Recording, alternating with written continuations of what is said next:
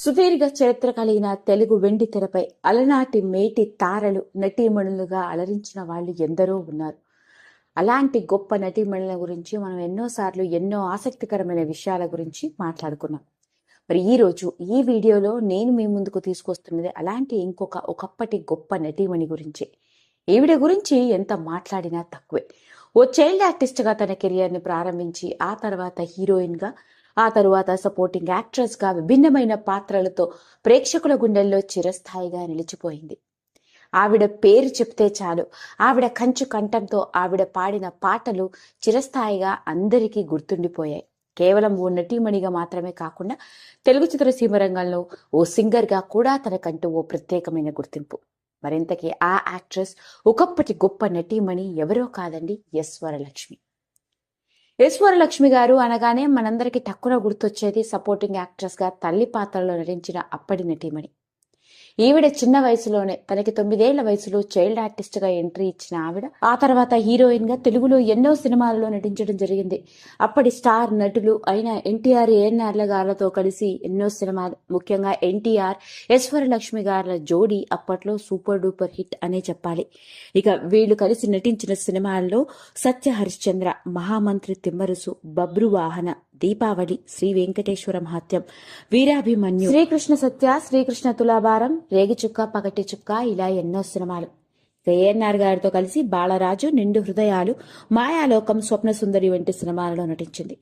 విచిత్రం ఏంటంటే ఎన్టీఆర్, ఏఎన్ఆర్లు గారు హీరోలుగా రాణిస్తున్నప్పటికీ కట్ చేస్తే కొంతకాలానికి వాళ్ళకే తల్లి పాత్రలో నటించడం జరిగింది.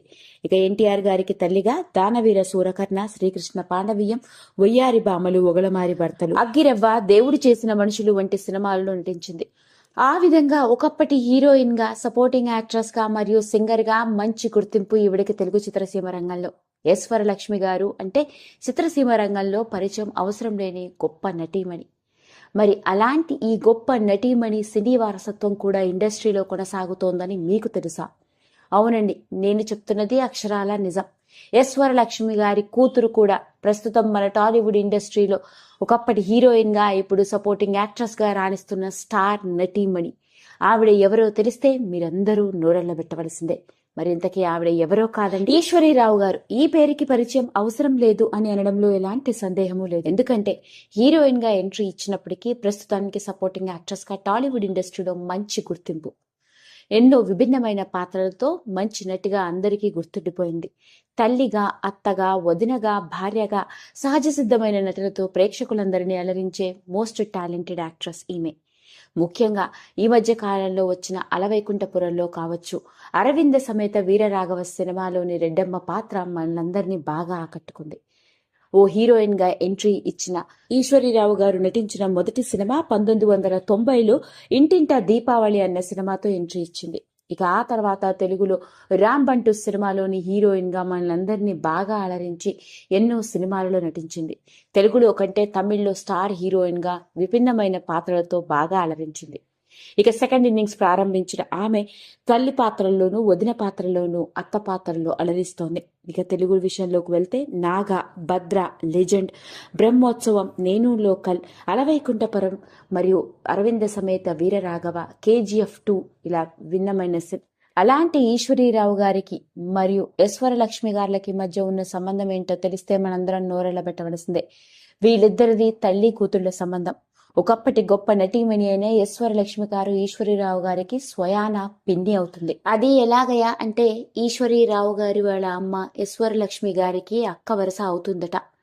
ఈశ్వరీరావు గారు వాళ్ళ అమ్మ, వాళ్ళ కుటుంబ నేపథ్యం మొత్తం సినీ ఇండస్ట్రీ నుంచి వచ్చిన వారేనని, ఆ విధంగా చిన్నప్పటి నుంచి తనపై సినిమా ప్రభావం ఉందని, అలా తాను ఇండస్ట్రీలోకి అడుగు పెట్టాను అంటూ ఈ మధ్య కాలంలో ఓ ప్రముఖ టీవీ ఛానల్కి ఇచ్చిన ఇంటర్వ్యూలో తనకున్న సినీ నేపథ్య కుటుంబం గురించి అసలు విషయాన్ని వెలుగులోకి తీసుకుని వచ్చింది. అలా ఎస్ వరలక్ష్మి గారి కూతురు కూడా ఇప్పుడు మనలందరినీ అలరిస్తూ సపోర్టింగ్ యాక్ట్రెస్ గా మంచి గుర్తింపు సంపాదించుకుంటున్న నటియే.